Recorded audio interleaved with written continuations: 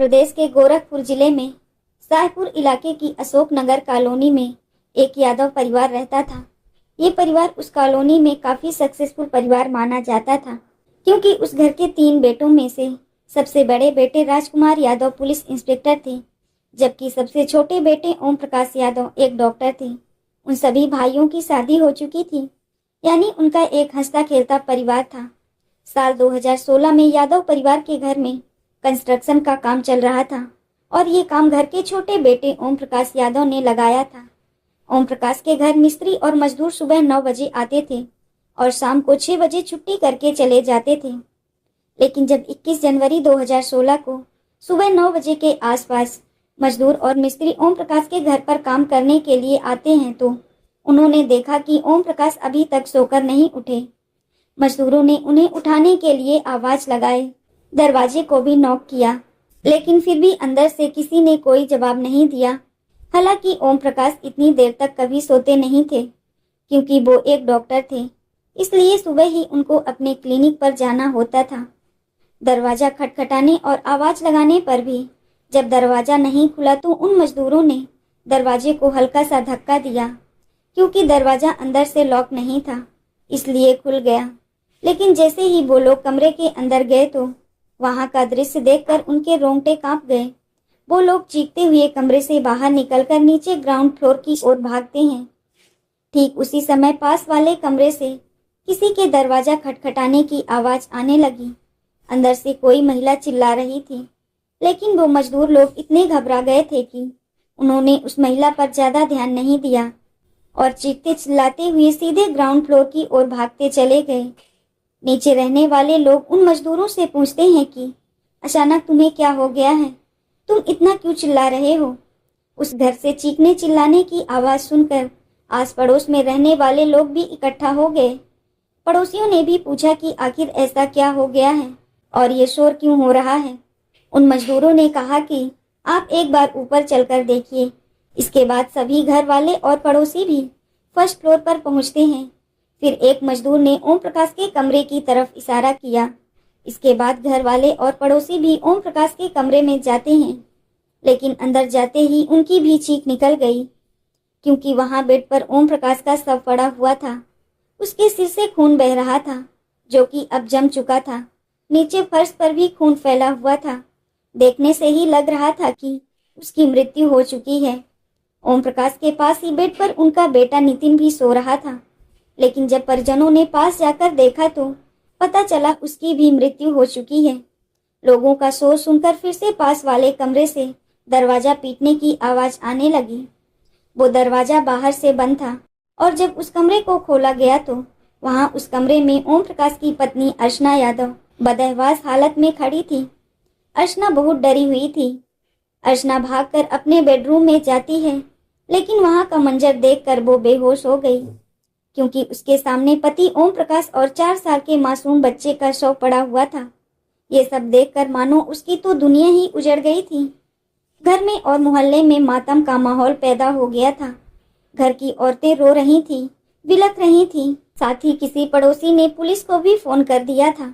इसके बाद शाहपुर थाना प्रभारी अपनी पुलिस टीम के साथ मौकाए वारदात पर पहुंच गए। उन्होंने तुरंत घटना स्थल को सील कर दिया। इसके बाद पुलिस ने ओम प्रकाश और बेटे नितिन के शव को पोस्टमार्टम के लिए हॉस्पिटल भिजवा दिया। ओम प्रकाश के भाई ने अपने बड़े भाई राजकुमार यादव को भी इस दुखद घटना की जानकारी दे दी, क्योंकि राजकुमार यादव पुलिस इंस्पेक्टर थे। उनकी पोस्टिंग बलरामपुर जिले के अतरौला थाने में थी। जब उन्हें अपने छोटे भाई की खबर मिली तो इंस्पेक्टर राजकुमार भी तुरंत गोरखपुर के लिए निकल गए। इधर डॉक्टर ओम प्रकाश की मां बागेश्वरी देवी की शिकायत पर गोरखपुर पुलिस ने अज्ञात लोगों के खिलाफ हत्या और लूट के मामले में एफआईआर दर्ज कर ली। इधर अर्चना के पिता यानी ओम प्रकाश के ससुर दीप चंद यादव पीएससी में तैनात थे। उस समय उनकी ड्यूटी लखनऊ में मुख्यमंत्री आवास यानी सीएम हाउस पर थी। इसलिए जैसे ही इस घटना की जानकारी अर्चना के पिता को मिली तो उन्होंने तुरंत सीएम ऑफिस से ही अपनी बेटी के पति के कातिल का जल्द से जल्द पता लगाने और उन्हें अरेस्ट करने के लिए गोरखपुर के एसपी को फोन कराया। इधर सीएम ऑफिस से फोन आते ही पुलिस विभाग में हड़कंप मच गया। आनन फानन में उस समय के एसपी, आईपीएस लव कुमार सहित तमाम अधिकारी और फॉरेंसिक टीम भी तुरंत मौके पर पहुंच गई। देखते ही देखते ये केस अब हाई प्रोफाइल बन गया था, जिसकी वजह से मीडिया भी घटना स्थल पर पहुंचने लगी थी। पुलिस के ऊपर भी अब चारों तरफ से दबाव बनाए जाने लगा था। इसके बाद जब पुलिस ने वारदात वाले कमरे को अच्छी तरह से चेक किया तो उन्होंने देखा कि सारा सामान इधर उधर बिखरा पड़ा है। देखने से ऐसा लग रहा था जैसे किसी ने वहां पर लूटपाट की हो, क्योंकि उस कमरे से अर्चना के गहने और मोबाइल फोन जैसी सभी कीमती चीज गायब थी। यानी सीधे सीधे ये मामला लूटपाट का लग रहा था। लेकिन इस घटना में पुलिस को ये समझ नहीं आ रहा था कि अगर बदमाश लूट के इरादे से घर में आए थे तो फिर उन्होंने इतनी बेरहमी से डॉक्टर का कत्ल क्यों किया था। अगर मान लिया जाए कि ओम प्रकाश ने लुटेरों का विरोध किया होगा, जिसकी वजह से लुटेरों ने उसका कत्ल कर दिया होगा, लेकिन उन्होंने उस 4 साल के बच्चे का कत्ल क्यों किया था। वो बच्चा तो उन बदमाशों का विरोध भी नहीं कर सकता था। अब ऐसे में एक ही बात नजर आती थी कि वो बच्चा जरूर बदमाशों को पहचानता होगा। इससे पुलिस को घर में काम करने वाले मजदूरों पर ही शक होने लगा था, क्योंकि वो लोग ही दिन में वहां पर कंस्ट्रक्शन का काम कर रहे थे। शक होने के कारण पुलिस ने काम करने वाले मजदूरों और ठेकेदारों से भी पूछताछ की, लेकिन पुलिस को कोई भी सुराग नहीं मिला। इसके बाद पुलिस ने ओम प्रकाश के पुराने इतिहास को खंगालने का फैसला किया। इसके लिए ओम प्रकाश के घर वालों से पूछताछ करनी जरूरी थी। उनकी मां बागेश्वरी देवी ने बताया कि साल 2007 में ओम प्रकाश की शादी सिंगापुर में रहने वाली एक लड़की से हुई थी। हालांकि उस लड़की का परिवार पहले गोरखपुर में ही रहता था, लेकिन किसी काम की वजह से ये परिवार सिंगापुर चला गया और फिर वहीं पर बस गया, क्योंकि लड़की बचपन से सिंगापुर में ही पली बढ़ी थी और वहां पर वो एक बैंक में जॉब करती थी। लेकिन अब अचानक शादी करके उसे यहाँ इंडिया आना पड़ा था। यहाँ आने के बाद तो उसकी पूरी जिंदगी ही बदल गई थी। उसका रहन सहन का स्टाइल, कल्चर, बिहेवियर, कपड़े पहनने का स्टाइल, उसकी लैंग्वेज, उसके साथ रहने वाले लोग। कहाँ वो लड़की सिंगापुर के बैंक में जॉब करती थी और कहाँ अब उसे घर में झाड़ू पोछा लगाना और खाना बनाने जैसे काम करने पड़ रहे थे। सिंगापुर में पढ़ी लिखी लड़की को यहाँ घुटन सी होने लगी थी, जिसकी वजह से ये शादी ज़्यादा दिनों तक चल नहीं पाई और फिर करीब 6 महीने बाद वो लड़की सिंगापुर लौट गई। वहां जाकर वो फिर से बैंक में जॉब करने लगी। कुछ दिनों के बाद उस लड़की ने ओम प्रकाश को डिवोर्स भी दे दिया। इससे ओम प्रकाश के परिवार को बहुत बड़ा झटका लगा था।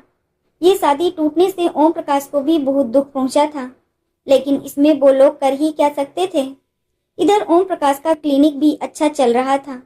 उनकी शादी मात्र 6 महीने में ही टूट गई थी।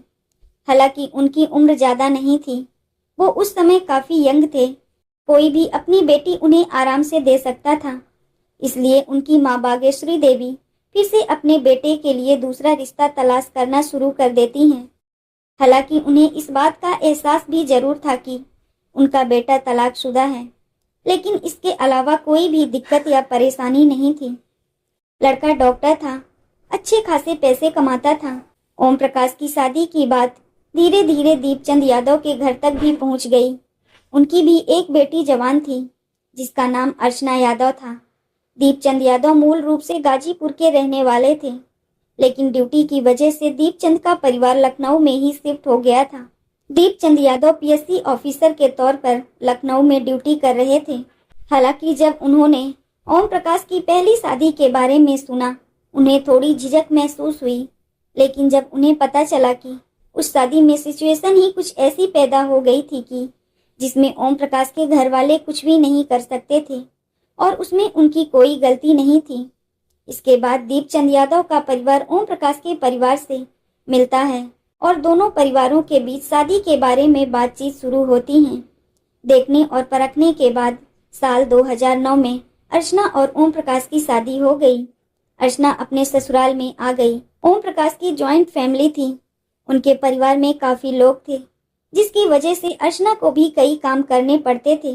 और फिर शादी के 3 साल बाद यानी साल 2012 में उनके यहाँ एक बेटे का जन्म हुआ, जिसका नाम उन्होंने नितिन रखा। बेटे के जन्म के बाद अर्चना का काम और भी ज्यादा बढ़ गया था।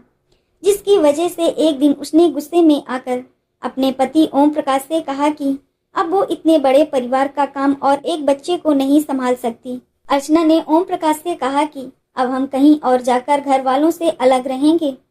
ये सुनकर ओम प्रकाश को भी गुस्सा आ गया।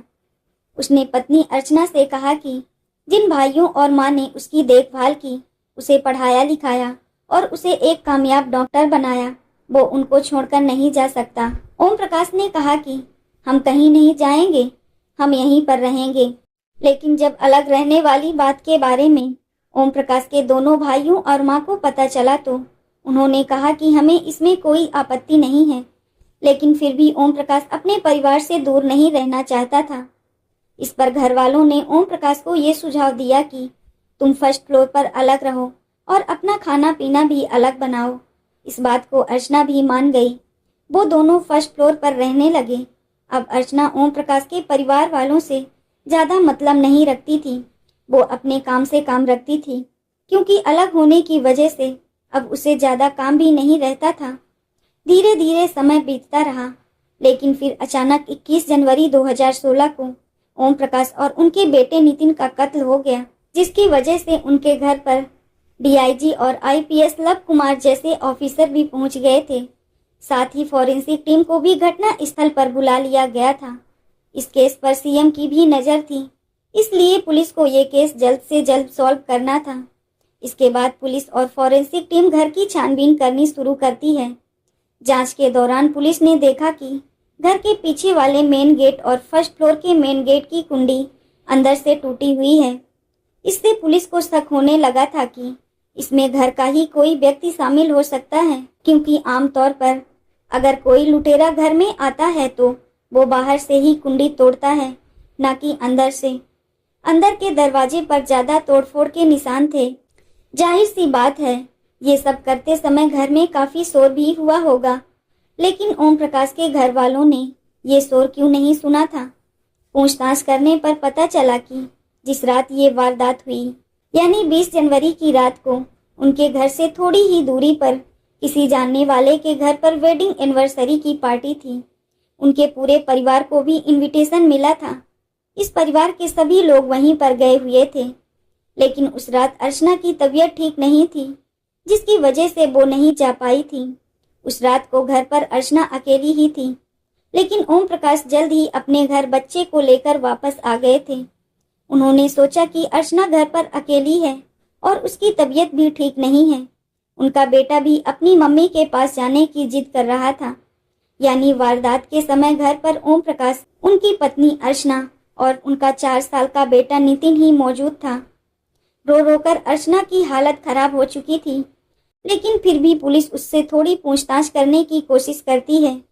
अर्चना ने पुलिस को बताया कि कल रात जब वो घर पर अकेली थी तो उस समय कुछ बदमाश दरवाजे की कुंडी तोड़कर घर में घुस गए।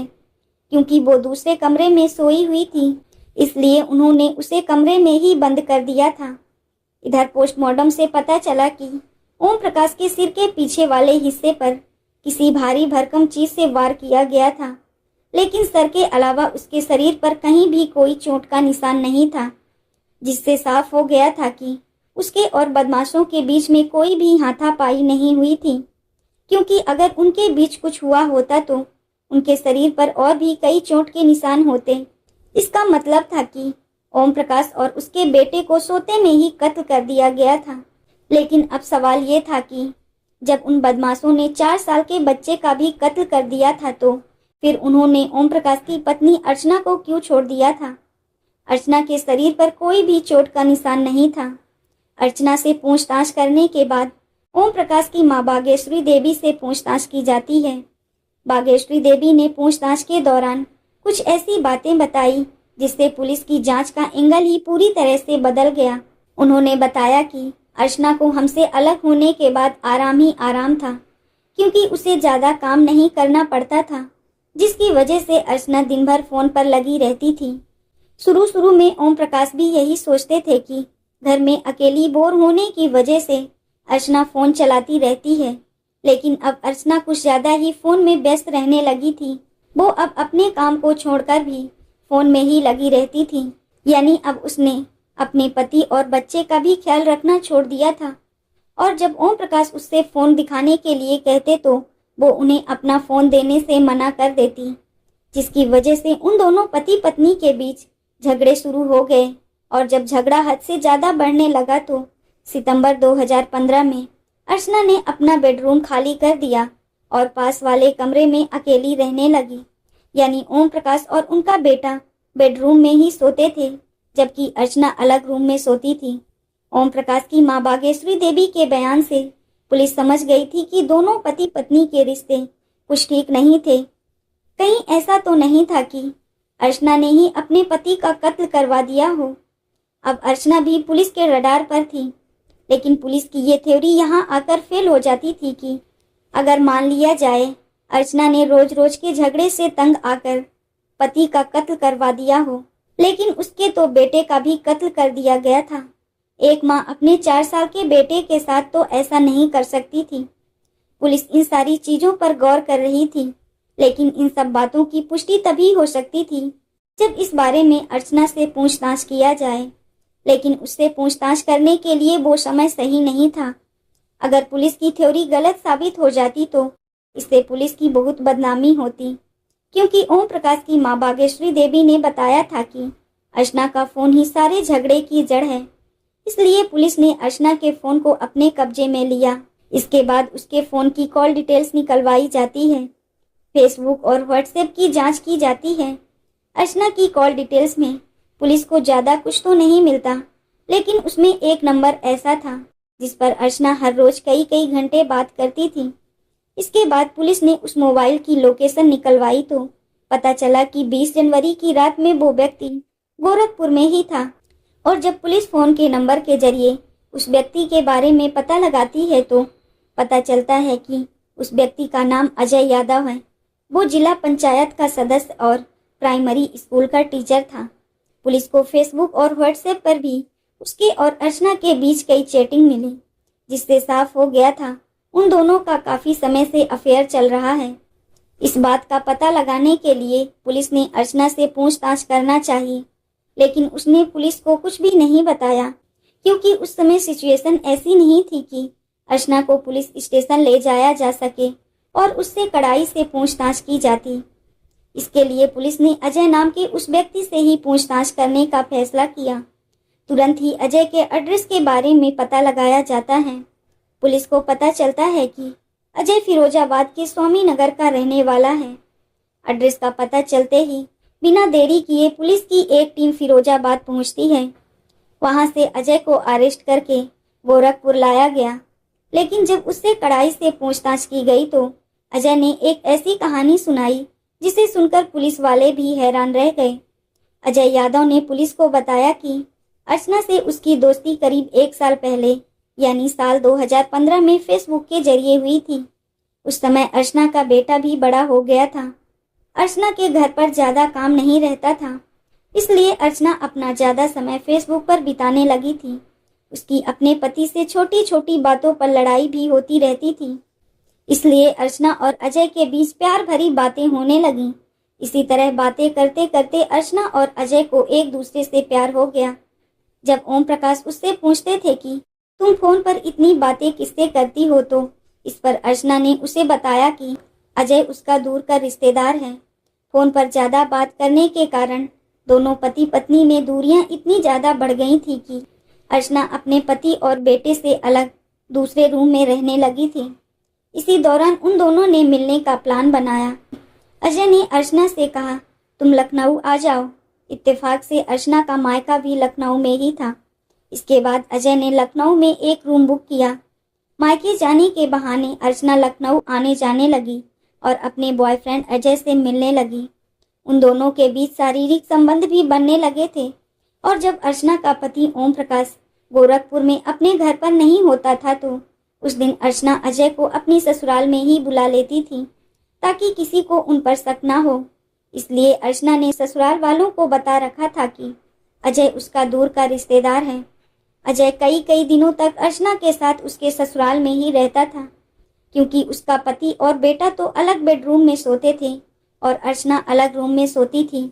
इसलिए उन दोनों को मिलने में भी कोई दिक्कत नहीं होती थी। लेकिन जब अर्चना के पति ओम प्रकाश को उन दोनों पर कुछ शक हुआ तो एक दिन ओम प्रकाश ने अर्चना से कहा कि अजय को घर पर नहीं बुलाओगी और ना तुम उससे बात करोगी। लेकिन अर्चना कहाँ रुकने वाली थी। उसने एक नया सिम ले लिया और उस नए नंबर से अजय से बात करने लगी। और फिर अचानक अर्चना ने एक दिन अजय से कहा कि अब हम दोनों को शादी कर लेनी चाहिए।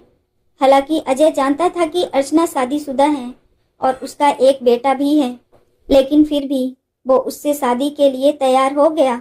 लेकिन अब ओम प्रकाश उनके रास्ते का सबसे बड़ा कांटा था। इसीलिए सबसे पहले अर्चना ने ओम प्रकाश को ही अपने रास्ते से हटाने का फैसला किया। इसके लिए अर्चना और अजय ने 20 जनवरी का प्लान बनाया। 20 जनवरी 2016 को परिवार के सभी लोग घर से थोड़ी दूरी किसी की वेडिंग एनिवर्सरी फंक्शन में गए थे। उस दिन पूरा घर खाली था। इधर अजय भी अवध एक्सप्रेस ट्रेन से गोरखपुर पहुंच गया। वो अपने साथ एक हथौड़ा भी लेकर आया था। वो सीधा अर्चना के ससुराल पहुंचता है। वहां पहुंचकर सबसे पहले उन दोनों ने शारीरिक संबंध बनाए और फिर रात 10 बजे के करीब अपने बेटे को लेकर पार्टी से वापस अपने घर पर आ गया। अर्चना ने अजय को पहले ही अपने रूम में छुपा दिया था। इसके बाद वो अपने पति ओम प्रकाश के बेडरूम में चली गई। वहां पर वो अपने बेटे को सुलाती है। ओम प्रकाश भी थोड़ी देर टीवी देखने के बाद सो गए। अर्चना ने थोड़ा इंतजार किया और जब उसे लगा कि ओम प्रकाश गहरी नींद में सो गए तो अर्चना चुपके से अपने रूम में जाती है। वो अजय को जगाती है और फिर रात 12 बजे के आसपास वो दोनों ओम प्रकाश के बेडरूम में आते हैं। इसके बाद अजय ने अपने साथ लाए हथौड़े से ओम प्रकाश के सिर पर वार करना शुरू कर दिया। अपने पापा की चीख सुनकर पास में सो रहे 4 साल के नितिन की भी नींद खुल गई। वो अपने पिता के सर से खून बहता देखकर डर गया था। वो बचने के लिए पास में खड़ी अपनी माँ की गोद में दुबक गया। लेकिन तभी अर्चना अजय से कहती है कि इसको भी मार डालो, क्योंकि इसने हमें देख लिया है। ये सुबह होते ही अपनी दादी के सामने हमारी पोल पट्टी खोल देगा, इसलिए अब तुम्हें इसे भी मारना होगा। लेकिन अजय ऐसा करने से मना कर दिया। अर्चना ने कहा, अगर तुम नहीं मार सकते तो फिर मैं ही इसे मार देती हूँ। इतना कहते ही अर्चना ने गोद में दुबके अपने मासूम बेटे का गला दबाना शुरू कर दिया और तब तक दबाए रखा जब तक उसकी मौत नहीं हो गई। पूछताछ के दौरान अजय ने बताया कि उन दोनों की हत्या करने के बाद वो काफी देर तक अर्चना के साथ रहा था। उन्होंने एक बार फिर संबंध बनाए। इसके बाद उन दोनों ने मिलकर घर का सारा सामान बिखेर दिया। अर्चना ने घर में रखा केस और गहने भी गायब कर दिए ताकि ये मामला लूटपाट का लगे। इसके बाद अर्चना अपने कमरे में चली गई। अजय ने उसके कमरे की कुंडी को बाहर से बंद कर दिया। फिर अजय गोरखपुर रेलवे स्टेशन पर आ गया। वहां से ट्रेन पकड़कर वो वापस अपने घर फिरोजाबाद चला गया। हालांकि बाद में पुलिस ने कत्ल में इस्तेमाल किया गया हथौड़ा, घर से चोरी किए गए गहने, मोबाइल फोन, साथ ही और भी कई चीजों को अजय के पास से बरामद कर लिया गया था। और फिर 22 जनवरी 2016 को गोरखपुर पुलिस ने इस पूरे केस का खुलासा कर दिया। इसके बाद पुलिस ने उन दोनों के दिए गए बयान और सबूत के आधार पर चार्जशीट तैयार करके उन्हें कोर्ट में पेश किया।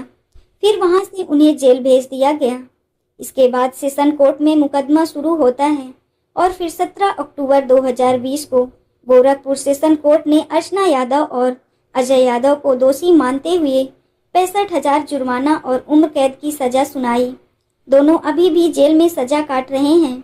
अर्चना को अपने किए पर कोई पछतावा नहीं है, क्योंकि जेल में महिला कैदियों ने जब बेटे की हत्या को लेकर उससे सवाल पूछा तो उसने कहा था, मैंने ही उसे पैदा किया था और मैंने ही उसे मार डाला, इससे तुम्हारा क्या लेना देना।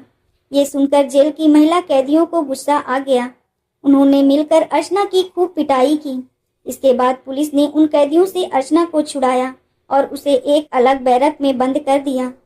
इसके अलावा अर्चना ने जेल प्रशासन से कई बार जेंट्स बैरक में बंद अजय से मिलने की भी गुहार लगाई, लेकिन उन दोनों की कानूनी तौर पर शादी न होने की वजह से जेल प्रशासन ने उन्हें कभी भी मिलने की अनुमति नहीं दी। फिलहाल इस केस के बारे में बात करें तो ये केस अभी भी हाई कोर्ट में चल रहा है, जिसका फैसला आना अभी भी बाकी है। दोस्तों, इस घटना को सुनाने का उद्देश्य किसी का दिल दुखाना नहीं है, किसी को परेशान करना नहीं, बल्कि आपको जागरूक करना है, आपको सचेत करना है। दोस्तों, इस पूरी घटना के बारे में आपकी क्या राय है? कमेंट बॉक्स में ज़रूर बताएं। और अगर हमारी मेहनत पसंद आई हो तो इस वीडियो को लाइक करते हुए शेयर भी करें।